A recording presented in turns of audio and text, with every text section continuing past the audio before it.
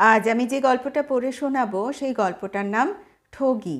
লেখক তুলসী সেনগুপ্ত। কালো কোটটাকে পাল্টাবার নামও করে না সীতানাথ উকিল। গায়ে দিয়ে বিয়ের সময়কার পাওয়া ড্রেসিং টেবিলটার সামনে দাঁড়িয়ে ঘুরে ফিরে দেখে কোটটার মতো আয়নাটারও রং চটে গেছে। সেদিন এক মক্কেলকে সঙ্গে নিয়ে একটা চায়ের দোকানে ঢুকতে গিয়েই দেখে লুঙ্গি পরা একটা লোক হাড় জিরজিরে চেহারা, ছুঁচলো দাড়ি নিয়ে ফ্যাঁসফ্যাঁসে গলায় বলে চলেছে, সাফ করো, ঘড়ির ব্যান্ড সাফ করো, আয়না সাফ করো, আলমারির কাজ সাফ করো। থমকে দাঁড়ায় সীতানাথ উকিল। দেখে প্লাস্টিকের চাদরের ওপর ডাই করা কিছু তুতে রঙের গুঁড়ো। লোকটা নিজের মনেই কথাগুলো বলে যাচ্ছে আর একটা একটা করে সিকি আধুলি টাকা সেই গুঁড়োয় ঘষে ন্যাকড়া দিয়ে পুছে পুছে ঝকঝকে করে তুলছে। সীতানাথ পকেটে হাত ঢোকালো এবং সঙ্গে সঙ্গেই হাতটা পকেট থেকে বের করে নিয়ে মক্কেলকে বলল, এক প্যাকেট কেনো তো হে। লোকটা সম্মোহিতের মতো পকেট থেকে খুচরো বের করে দাম মেটালে সীতানাথ বলল, এদের বহুদিন ধরে খুঁজছিলাম, পাইনি। আজ বাড়ি গিয়ে আয়না আলমারির কাজ পরিষ্কার করব। লোকটা হাসলো সামান্য। ঝাঁ ঝাঁ রোদ্দুর গায়ের চামড়ায় ফোসকা পড়ার উপক্রম। লিন্ডসে স্ট্রিটের মোড়েই ফলের রসের বেশ কয়েকটা দোকান। সুন্দরী মহিলা, অধিকাংশই অবাঙালি, সঙ্গে বাচ্চা কাচ্চা নিয়ে দোকানগুলোর সামনে ভিড় করে আছে। বড় শেয়ানা চোখ সীতানাথের। লাট্টুর মতো চোখের মণি ঘুরিয়ে মেয়েদের দেখল। মুহূর্তেই সীতানাথের বুক গলা শুকিয়ে গেল। বড় পিপাসা, বড় পিপাসা। সঙ্গের লোকটাকে বলল, বড় পিছিয়ে আছে শ্যামবাজার, বুঝলে? এমন দোকান ওসব জায়গায় কেন যে হচ্ছে না বুঝি না। আনারসগুলো বেশ সুন্দর করে কেটেছে, কি বলো? একটু রস টস খাওয়াও দেখি। লোকটা একটু অবাক হলো, কেননা আধ ঘন্টাও হয়নি মেট্রো সিনেমার পাশের চায়ের দোকানে বসে পরপর 2 কাপ চা খেয়েছে সীতানাথ। প্রতিবারই পকেটে হাত দিয়েই বের করে নিয়েছে। এত অল্প সময়ের মধ্যে কি করে পেটে ঠান্ডা আর গরম ঢোকায় বোঝে না লোকটা। ভুরু কুচকে লোকটাকে দেখে সীতানাথ বলল, তোমাকে 2-4টে কথা বলবো, মনে রেখো। দোকানে বসে বসে মোক্ষম 2-4টে পয়েন্ট বলে সীতানাথ নির্বিকার ভঙ্গিতে। লোকটা যা যা মনে ভেবেছে ঠিক তার উল্টোটা এমনভাবে বলল যেন মনে হলো লোকটারই দোষ। ভয়ার্ত গলায় কিছু বলতে যাবে অমনি সীতানাথ বলল, ভাবছো তোমায় ফাঁসাচ্ছি? বলেই হে হে করে হাসল। মিনিট কয়েক চোখ বুজে থেকে তারপর বলল, তাহলে শোনো। কথাটা শেষ না করেই সীতানাথ পাইনঅ্যাপেল জুসের অর্ডার দিল। জিজ্ঞেস করল, তুমিও খাবে তো? লোকটা সংকোচের সঙ্গে বলল, না, এই মাত্র চা খেলুম। সীতানাথ উত্তরে বলল, ভয় কি, এক্ষুনি তো তোমার জেল হচ্ছে না, খেয়ে নাও। লোকটা মনে মনে হিসেব কষে দেখল ফি ছাড়াই বাড়তি 10 টাকা ইতিমধ্যেই খরচ হয়ে গেছে। লোকটা মিনমিনে গলায় বলল, বেশি পয়সা তো আর নেই উকিলবাবু। সীতানাথ দাবড়ে ওঠে, বলে, মেয়ে ছেলে নিয়ে ফুর্তি করেছো, এখন টাকা নেই, টাকা নেই করছো কেন? লোকটি সীতানাথের হাত ধরে বলল, যা আছে তা দিয়ে ওষুধ কিনতে হবে। সীতানাথ হো হো করে হেসে বলল, ওষুধ? তা ভালো। দিশি না বিদেশি? মা কালীর দিব্যি, মার অসুখ, ওষুধ কিনব। তা চুলোয় যাক, আপনি খান। লোকটা বলল, ছ্যা ছ্যা, তোমার মার রক্ত খাবো? এমন ছোট লোক সীতানাথ উকিল নয়। বলেই ফের উঠে দাঁড়ায় সীতানাথ। লোকটা ঘোরেল মুখ করে বলল, মাইরি, গুল মারছিলুম, সেই থেকে আপনি আমার পকেট ফাঁসাচ্ছেন? ফাঁসাচ্ছি? আমি কি শালা বসন্ত উকিল যে লোক ঠকাবো? খ্যাপাটে গলায় বলে সীতানাথ। আমায় ছেড়ে বরং ওই বসন্ত উকিলের কাছেই যাও। চামড়া ছাড়িয়ে যখন ঘেউ কুকুর করে দেবে তখন এসো। বেয়ারা কাছে আসতেই লোকটা একটুও দেরি না করে 2 গেলাস পাইনঅ্যাপল জুসের অর্ডার করলো। সীতানাথ বসে বসে কোটের বোতাম খুলল। কোটের কলার সামান্য পেছনে টেনে হাওয়ায় গা শুকিয়ে নিচ্ছিল। এতেও আরাম পাচ্ছিল না দেখে কোটটা গা থেকে খুলতে গিয়েই বোটকা গন্ধ নিজেই টের পেল। মাঝে মাঝে ভাবে কোটটাকে এবার পাল্টালে হয়, কিন্তু পরক্ষণেই ভাবে না, এই রংচটা কোটটাই ওর অভিজ্ঞতার সাইনবোর্ড। নতুন কোট দেখলেই লোকে ভাবে এই লাইনে সবে এসেছে। আর তার মানেই হলো শূন্য ঘরে একা একা বসে মাছি মারা আর মশা তাড়ানো। অ্যাডভোকেট হওয়ার চেষ্টাও 2-1বার করেছিল, পারেনি। সে কি আজকের কথা? সেই প্রথম যৌবনে রক্ত যখন টকবক করত তখন। কোটটাকে এবার গা থেকে খুলে চেয়ারের হাতলে রাখল সীতানাথ। সোমবার বলে ইস্ত্রি করা জামাটা বেশ ধপধপে। পাখার হাওয়ায় এ সময় বেশ আরাম বোধ করলো সীতানাথ। লোকটা তেদর চোখে তাকিয়ে থেকে ফিক ফিক করে হেসে বলল, আমাদের বয়সকালে আপনি না স্যার কার্তিক ছিলেন, বলেই হাসল। সীতানাথ এবার পকেট থেকে ঘেমো রুমাল বের করে ঘাড় আর গলা ভালো করে মুছে নিয়ে বলল, মেয়ে ছেলেটা খুব ডাগর বুঝি?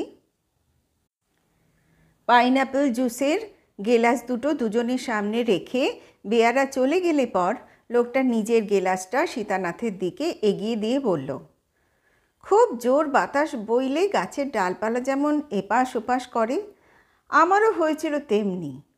মায়েরই বলছি, প্রথমে আমি চেয়েও দেখিনি। একটু চুপ করে থেকে বলল, রক্তটাই আমার খারাপ। সীতানাথ অমনি বলল, বেড়ে বলেছ, তা তোমার জন্মদাতারাও কি এমন কাণ্ড করেছিল? যাক গে যাক, ওসবে আমার কি দরকার, বলেই নিজের গেলাসটা শেষ করে দ্বিতীয় গেলাসটা ধরতে গিয়েই বলল, তুমি খাবে না? না স্যার, হজম হবে না, পেট ফাঁপবে, লোকটা স্পষ্ট জবাব দিল। দ্বিতীয় গেলাসে চুমুক দিয়েই সীতানাথ বলল, খেলে পারতে। একটু থেমে বলল, ডেও পিঁপড়ে দেখেছ? কুটুস করে কামড়ায়, অনেকক্ষণ ধরে জলে। লোকটা বোকা চোখে সীতানাথের দিকে চেয়ে রইল। বলল, এ কথা বলছেন কেন স্যার? চোঁ করে গেলাসের অর্ধেকটা শেষ করে সীতানাথ রহস্যের হাসি হাসল। বলল, মেয়ে ছেলেরা ওরকম, বেশ লাগে দেখতে, কিন্তু বড্ড জ্বালায়, হাড়ে দুব্ব ঘাস গজিয়ে ছাড়ে। বড়শিতে মাছ গাঁথলে যেমন আনন্দ হয়, ঠিক তেমনি সুখ আর আনন্দ হতে থাকলো লোকটার সে সময়। বলল, মায়েরই বলছি স্যার, এ কামড়ে বড় বড় রুই কাতলাও গোত্তা খেয়ে পড়ে, আমরা আর কি। সীতানাথ গেলাসটা শেষ করে উদাস চোখে ছড়িয়ে ছিটিয়ে থাকা টেবিলগুলোর দিকে চেয়ে চোখ বুলোয়। অদ্ভুত লাগে সেসব দেখতে, কিছুই বোঝার উপায় নেই কে গেরস্ত কে লাইনের। লোকটা টুসকি হেসে বলল, সত্যি বলছি স্যার, আপনার মতো লোক যদি সকলে হতো তো আমরা বেফায়দা ঝামেলায় পড়তাম না। সীতানাথ বলল, ছাড়ান পেয়েই ফের আরেক জায়গায় গোত্তা মারতে, তাই না? তোমাদের জন্যেই মা বোনের ইজ্জত নেই রাস্তাঘাটে। লোকটা বলে, সকলে মা বোন হলে বউ করবো কাকে স্যার? সবাই কি মা বোন হয়? খাঁটি কথা। সীতানাথ 1 সেকেন্ড ভাবল, জিজ্ঞেস করলো, মেয়েটার বাপ কি করে? লোকটা একটুও দেরি করলো না, বলল, বাপ হয়ে শালা মেয়ের কাছ থেকে দালালি নেয়, এমন বাপ দেখেছেন কখনো? বহুত বহুত, সীতানাথ জবাব দেয় মুহূর্তে। বলল, অমন 2-1 জনের যে এখন তোমার সাক্ষী জোগাড় করতে হবে। লোকটা ফ্যাকাশে হয়ে গেল মুহূর্তে। বলল, সব শালা সাধু সন্ন্যাসীর বাচ্চা, কি করি বলুন তো? সীতানাথ ওর কথা শুনে হো হো করে হাসল। বলল, বুঝেছি, কেউ তোমার পাশে দাঁড়াবে না। এত বুদ্ধি নিয়ে তোমার এই দশা হলো কেন? সব কপাল স্যার। আরেক গেলাস জুস বলি? লোকটা একটু চেপেই ধরল যেন সীতানাথকে। বলল, মিছিমিছি এসব জুস ফুসে পয়সা খরচ করে কী লাভ? একটা ঠান্ডা ঘরে ঢুকে চট করে দুটো মেরে দিই, চলুন। সীতানাথ এবার চোখ বড় করে দেখল লোকটাকে। বলল, টোপ দিচ্ছ দাও, আমাদের কি বেচাল হয়ে বাড়ি ফেরা চলে? তোমার মতো তো আর রক্তে দোষ নেই আমার। লোকটির মুখে খই ফোটে যেন। বলে, আমাদের রক্তে একটু কালচে ছোপ আছে, আপনাদের হচ্ছে গিয়ে লাল টকটকে। কথা কটি বলেই মুচকি হাসতে থাকে লোকটা। ও কথায় বেশি গুরুত্ব দিল না সীতানাথ। বলল, আমার কনসালটেন্সি ফিটা এবার ছাড়ো তো চাঁদ। মিয়ে গেল লোকটা। বলল, মার অসুখ, দেশি বিদেশি কিছু একটা তো লাগবেই। বলি কি, আগামী বৃহস্পতিবার, মায়েরই বলছি, পাই পয়সা সব মিটিয়ে দেব। সীতানাথ হেসে বলল, আমাদের লাইনে ধার চলে না। ধার দিয়েছ কি, ঢালুপাড়ের মতো জল হুড়হুড় করে নেমে যাবে। ধানাই পানাই ছেড়ে আসলি কাজটা করে ফেলো তো চাঁদ। লোকটা আর দেরি করল না। পাঞ্জাবির ভিতরের পকেটে হাত ঢুকিয়ে একতারা নোট বের করে গুনে গুনে সীতানাথ উকিলের হাতে দিয়ে বলল, এই ঠিকানাটা রেখে দিন, সময় পেলে একবার পায়ের ধুলো দেবেন। আর দেরি না করে লোকটাকে সঙ্গে নিয়ে দোকান থেকে বেরিয়ে পড়ল সীতানাথ। হেঁটো কাপড় পরা, গালে দিন 15 না কামানো দাড়ি, পাকানো চেহারা নিয়ে সীতানাথের বাড়ির দোরগোড়ায় দাঁড়িয়ে লম্বা মতন প্যাসেজের মধ্যে ঢুকে সামান্য পর্দা সরিয়ে লোকটা বলল, আমি মিন্টু রানীর বাপ। সীতানাথ আপাদমস্তক লোকটাকে দেখে নিয়ে বলল, ভেতরে আসুন। মিন্টু রানীর বাপ বললেই কি হলো? ওসব কথা কি দোরগোড়ায় দাঁড়িয়ে হয়? লোকটার বেশি আড়ষ্টতা নেই। টান টান ভঙ্গিতে ঘরের মধ্যে ঢুকে মুখোমুখি বসল সীতানাথের। এরপরে খুব শিয়ানা চোখে ঘরের সব কিছু খুঁটিয়ে খুঁটিয়ে দেখতে লাগলো। সীতানাথ কোনো কথাই বলছিল না, লোকটাকে দেখছিল শুধু। 2 নম্বরই না সাচ্চা, এটাই খুঁজে দেখছিল সে সময়। সীতানাথের টেবিল কোর্ট কাচারির কাগজে ভর্তি। একটা বার্লির কৌটোয় দাঁত খোঁচানোর কাঠি, পাখির পালক। কৌটো থেকে একটা পাখির পালক তুলে নিয়ে দাঁত খোঁচাতে লাগলো সীতানাথ। আরামে চোখ বুজে এলো ওর। মিন্টু রানীর বাপ বলল, অনেক খোঁজ পাত্তা করে আপনার কাছে এসেছি। মাখন দাসের কেস তো আপনিই নিয়েছেন। ও শুয়োরের বাচ্চাকে আপনি বাঁচাবেন কেন? আপনার কি জাত ধর্ম ন্যায় অন্যায় নেই? বড় করে চোখ মেলল সীতানাথ। বলল, উকিলের আবার জাত ধর্ম কি? একটু কেসে বলো তো ব্যাপারটা কি? মিন্টু রানীর বাপ বলল, কাশাকাশির কি আছে? ওই মাখন দাস মিন্টু রানীকে সিনেমায় নামাবে বলে শেষ করলো। প্রথম যখন এলো তো হারামজাদার মুখে রাফ ওঠে না। ভাবলাম ঘুরুক 2-4 দিন, মিন্টু রানীর যদি একটা হিল্লে হয় তো লাথি মেরে দূর করে দেব বজ্জাতটাকে। সীতানাথ প্রশ্ন করল, তার লাথিটা কে মারলে? মাখন দাস তো 2-4 দিন ঘোরেনি, 2 বছর ঘুরেছে মিন্টু রানীকে নিয়ে। এই 2 বছরে মাখন দাসের কত পকেট কাটা গেছে জানো? কালীঘাটে গিয়ে মিন্টু রানীকে শাখা পরিয়েছে, সিঁদুর দিয়েছে। তা এসব কি জানা আছে ধর্মপুত্রের? হ্যাঁ, আমরা জানলাম না, পাড়া প্রতিবেশী জানলো না, কেউ জানলো না, বে হয়ে গেল। মিন্টু রানীর বাপ অবাক চোখে খানিকক্ষণ তাকিয়ে কিছুই যেন হয়নি এমন ভঙ্গি করে বলল, তার বড় কথা কি, মানুষে বে করে, পশুতে তো আর করে না। তবে জামাই সোনা মিন্টুর খোরপোশ দেবে না কেন? সীতানাথ ওর ওকালতি জীবনে অনেক ঘোরেল দেখেছে। মিন্টু রানীর বাপ যেন সকলকেই ছাপিয়ে গেল।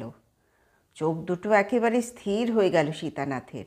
পরক্ষণেই ওর ভেতরের উকিল সীতানাথ উঁকি মেরে ধমকে উঠল, আহাম্মক, কথা বেঁচে খাও, এখন সব গুলিয়ে ফেলছো কেন? অমনি চটকা ভাঙল সীতানাথের। মিন্টু রানীর বাপের চোখে চোখ রেখে ভুরু দুটোকে বার কয় নাচিয়ে একেবারে সদাসীব ভঙ্গিতে শুধল, খোরপোশটা কার শুনি? চেয়ারের ওপর পা দুটোকে তুলে শেয়ালে চোখে এদিক ওদিক চেয়ে ফ্যাস ফ্যাসে গলায় বলল, অমন ডাগর মেয়ের সব সত্য কি ছেড়ে দেওয়া যায়? ছেড়ে দিলে আমার চলবে কিসে? সীতানাথ জিজ্ঞেস করল, তোমার বউ তো বছর 10 আগে তোমার খপ্পর থেকে মরে বেঁচেছে। জবরদখল জায়গায় থাকো, নেশা ভাঙ কি করো? মেয়ে ছেলের দোষ আছে নাকি তোমারও? মিন্টু রানীর বাপ বলল, এই অঘ্রাণে 46 পার হলো, ভরা যৌবনে বউ মরে গেল। বলেন উকিলবাবু, মানুষের দেহে কাম ক্ষুধা তো থাকবেই, সন্ন্যাসী তো নই।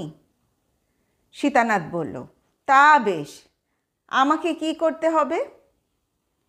মিন্টু রানীর বাপ বলল, ও শালা মাখন দাসের, বলেই জিভ কাটল।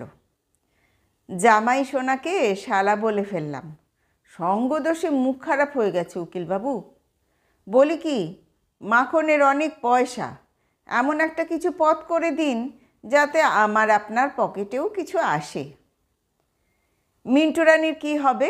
সীতানাথ জিজ্ঞেস করে। লোকটা পাল্টা প্রশ্ন করল, কিছুই বুঝতে পারছি না, আপনি মাখনের না আমার মিন্টু রানীর উকিল? সীতানাথ সহজ উত্তর দিল, পয়সা তুমি কার? তা পয়সা বলল, যার পকেটে তার। বুঝেছ কিছু?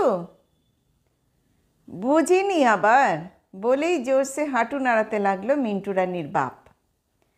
দৃশ্যটা বড় অশোভন ঠেকল সীতানাথের চোখে। ধমকে বলল, পা নামিয়ে ঠিক হয়ে বসো। মিন্টু রানীর বাপ সোজা হয়ে বসল। সীতানাথের কথাটা পুনরাবৃত্তি করে বলল, পয়সা তুমি কার, যার পকেটে তার। আমি রাজি, কাল পরশু একবার আসবক্ষণ, কেমন? দেওয়ালে টাঙানো মাটির মা কালীর মুন্ডুটার দিকে হাত জোর করে কি যেন বলল সীতানাথ। পরে একসময় ধীর গলায় বলল, আমার একটা কাজের লোকের দরকার, তোমাকে আমার বড় মনে লেগেছে। মুহুরি আর কি, পড়াশুনো কিছু করেছো বলে তো মনে হয়, পারবে না? চেয়ার থেকে উঠে দাঁড়িয়েছিল মিন্টু রানীর বাপ। ফের গ্যাঁট হয়ে চেয়ারে বসে বলল, ওসব ছ্যাঁচড়া কাজে খাটুনি খুব, এখন হাত পা ছড়িয়ে সুখে বাকি দিন কাটাবো, বুঝলেন না উকিলবাবু? বলি কি, মিন্টু রানীকে আমার হেফাজতে আনিয়ে দিন, আর ওই সোনার চাঁদের কাছ থেকে কিছু টাকা, ব্যাস, আর কিছু চাই না আমার। উঠে দাঁড়িয়ে বেশ স্পষ্ট গলায় বলল, টাকা না থাকলে শেয়াল কুত্তার জীবন, ভালো মতন রফা করতে পারলে ভাগটা আপনার ভালোই হবে উকিলবাবু। বলেই গটগট করে ঘর থেকে বেরিয়ে গেল মিন্টু রানীর বাপ। আলমারির মাথায় নজর পড়তেই চমকে গেল সীতানাথ। দেখল, দিন 15 আগে মাখন দাসের পয়সায় কেনা পরিষ্কার করার প্যাকেটটা পড়ে আছে। আয়নার কাজ পরিষ্কার করবে বলেই কেনা, কিন্তু সেই যে রেখে দিয়েছে মনেও পড়েনি আর। ভালো করে ঘরের চারপাশটা দেখে নিল সীতানাথ। ড্রেসিং টেবিলের আয়নায় হলদেটে ছোপ নজরে পড়ল।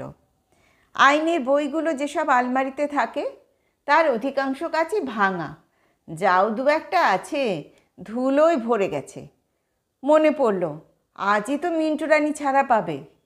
মুখ টিপে হাসল সীতানাথ। কেমন কৌশলে এসব বন্দোবস্ত করে দিল। স্পষ্ট দেখতে পেল মাখন দাস আর মিন্টু রানীর বাপ একই পথ ধরে হাঁটছে।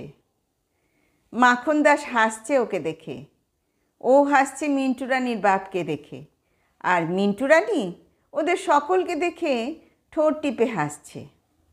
হাসুক, মিন্টু রানীর বাড়িতে আজ সীতানাথের নেমন্তন্ন। ভালো করে চুল কলপ করতে হবে, নবকার্তিক সেজে মিন্টু রানীর ঘরে না গেলে কি চলে?